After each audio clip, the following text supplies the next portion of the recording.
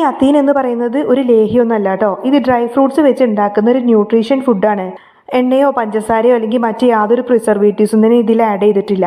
നമ്മൾ ഈ dry fruits ഒക്കെ കഴിച്ചു കഴിഞ്ഞാൽ പോഷക ഗുണങ്ങളും ഔഷധ ഗുണങ്ങളും ഒക്കെ ഉണ്ടെന്ന് കേട്ടിട്ടില്ലേ? പക്ഷെ ഇത് കൃത്യമായിട്ടുള്ള അളവിൽ തന്നെ കഴിക്കണം കേട്ടോ.